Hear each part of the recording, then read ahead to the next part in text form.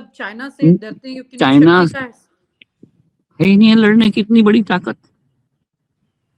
मैं ताइवान में बैठा हुआ हूं और मैं बता सकता हूं तुम्हें। मतलब हम कमजोर हैं इस लेवल पर। ऑपरेशन सिंदूर में हम लोग पहले 2 दिन तो इतने कमजोर हो गए थे क्योंकि चाइना की सेना लड़ रही थी हमसे। उनका सारा सैटेलाइट, उनका नेटवर्क, उनकी जासूसी, क्यों क्यों एयरफोर्स के 2-3 प्लेन को हिट कर पाए थे वो पहले ही दिन। पाकिस्तान थोड़ी कर पाया था। ये पूरा लड़ाई चाइना ने शुरू कराई थी, पहलगाम से लेके आगे तक। वो चाहते ये थे कि पाकिस्तान लड़ता रहे और हम पीछे से उसको रसद देके भारत को तोड़ डालें। थैंक गॉड डोनाल्ड ट्रंप जैसे बेवकूफों का, जिन्होंने युद्ध रुकवा दिया बीच में। तो मौका होता है कि जब आप और यही मौका होता है, यही मौका होता है जब लीडरशिप की मजबूती का, उसकी परिपक्वता का, उसकी सोच समझी का, दूरदर्शिता का नतीजा सामने आता है। और ऐसे में बहुत सारी बातें होती हैं जिसमें एक इंटरप्रिटेशन की गुंजाइश है ना।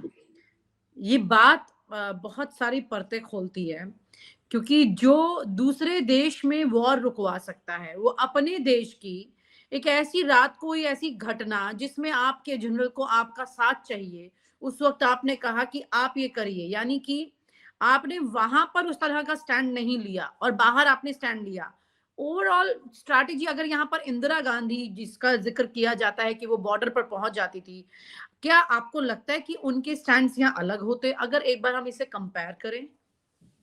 मैं दोनों को कंपेयर करना चाहता हूँ, न सिर्फ इंदिरा गांधी और मोदी को कंपेयर करना चाहता हूँ, बल्कि जनरल मुकुंद नरवणे और बाकी जो जनरल हो सकते हैं, या जो यही फैसले और यही निर्देश अगर आपको पाकिस्तान के साथ खड़ी हुई सेना के सामने मिलते तो आप क्या करते। तब मैं इसको देखना चाहता हूँ, दोनों का इंटरप्रिटेशन आप देखिए। ए, जो उचित समझे वो करिए, ये एक ऐसा सेंटेंस था जिसमें किसी भी सैन्य प्रमुख के लिए ये एक पूरा एल्बो स्पेस था, जिसमें उनके हाथ पैर नहीं बांधे गए थे, बल्कि कहा गया था जो आप उचित समझें वो करिए। ऐसे में जनरल मुकुंद नरवणे ने क्या वो फैसला लिया जो एक सेना प्रमुख को लेना चाहिए था, या उन्होंने वो फैसला लिया जो एक राजनीतिक नेतृत्व को लेना चाहिए था? यानी कि जो फैसला नरेंद्र मोदी को लेना चाहिए था वो फैसला जनरल नरवणे ने किया उधर बैठ के। मैं वो कहना चाह रहा हूं, उन्होंने ये सोचा, और ये किताब में लिखते भी हैं वो, उन्होंने किताब में खुद लिखा है कि उस समय हमने, जब मेरे हाथ में हॉट पोटैटो आया तब मैंने सोचा, और मैं बहुत सारे दिमाग में उनकी बातें चली, तो उन्होंने ये सोचा कि आज तक गोली नहीं चली है, और अगर हमने गोली चलाई आज की रात तो चाइना को एक्सक्यूज मिल जाएगा कि गोली भारत की तरफ से चली है और एक युद्ध की नौबत आ सकती है। इसलिए हमने ये तय किया कि स्थिति पर पैनी नजर रखी जाए और कोई चीज हाथ से निकलने न दी जाए।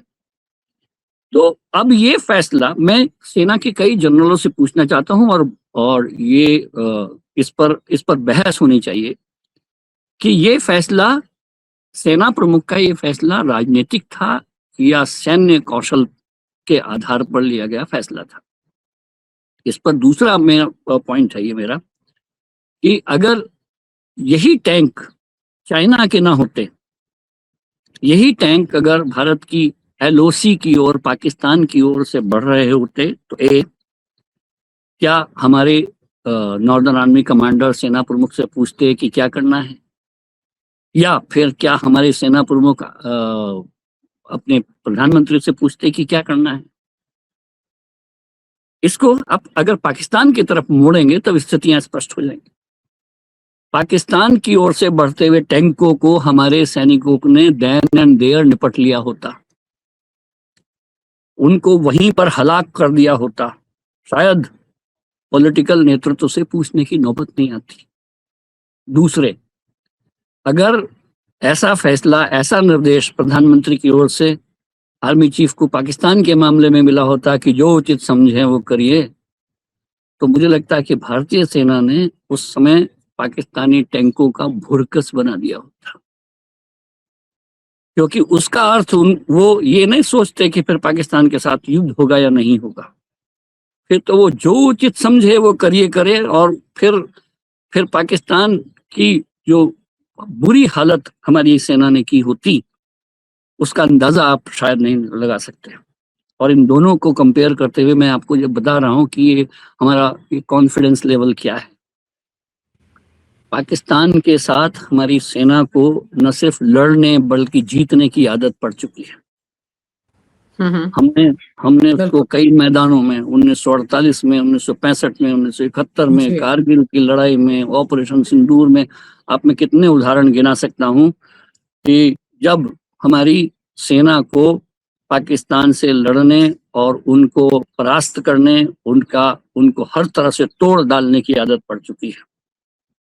लेकिन यही आदत हमको अपने बड़े नेबर चाइना के साथ अभी नहीं है। 1962 के युद्ध के बाद से हम लोगों ने कोई युद्ध चाइना की साथ नहीं लड़ा। सिक्किम में एक बार जो गोलीबारी हुई थी उसका अच्छा फैसला, उसका अच्छा काउंटर भारतीय सेना ने किया था।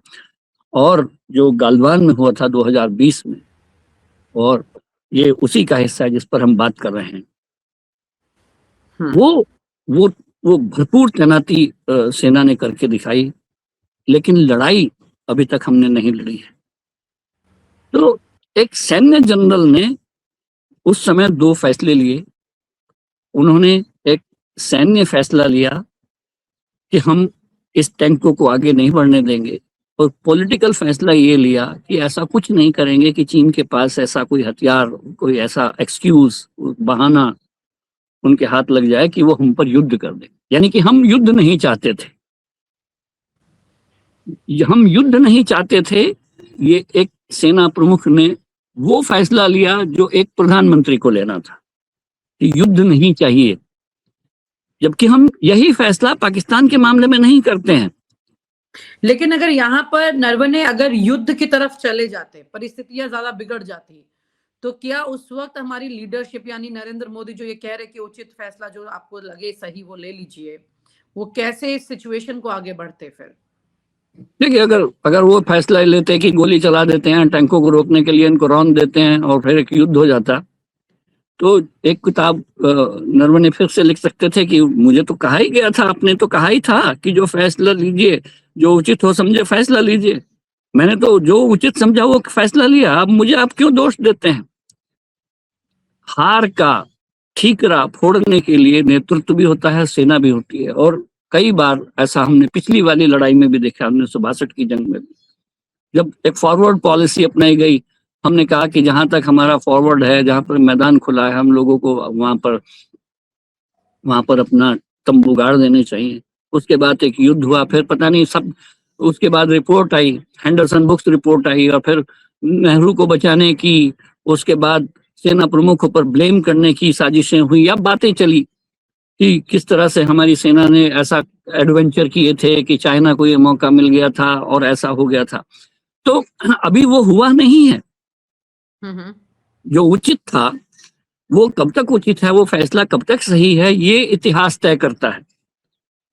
कोई बात सही है या गलत है, ये उस समय की पॉलिटिकल एक्सीजेंसी होती है जब जनरलों को फैसले लेने होते हैं। और वो सही था या गलत था, ये हम लोग तब तय करते हैं जब वो सफल हो जाते हैं या असफल हो जाते हैं। अगर फैसला सही रहा तो सफल रहा और सब कुछ ठीक रहा तो आप क्रेडिट ले लेते हैं, लेकिन अगर असफल हो गया तो उसका बदनामी कोई झेलता है। प्रधानमंत्री के भी केस में यही हुआ और नरवणे के भी केस में यही हो रहा है कि अगर ये फैसला, अगर उस समय उस रात जनरल नरवणे ने वो सब होने दिया होता और वो कैलाश पर हमारी पीएलए आके बैठ गई होती, तो प्रधानमंत्री या पॉलिटिकल लीडरशिप कह सकती थी कि हमने तो कहा था भाई कि आपको जो निर्णय लेना है लीजिए, आपने ऐसा क्यों नहीं किया। या इसका उलट युद्ध हो जाता और हार जाते, तब जनरल नरवणे कह सकते थे कि आप ही ने तो कहा था, जो उचित समझे वो करिए। और आप हमसे जुड़े रहने के लिए सब्सक्राइब करें YouTube पर, फॉलो करें Twitter पर और लाइक करें Facebook पर। और ज्यादा जानकारी के लिए आपको टाइप करना होगा सिर्फ न्यूज़ नशा।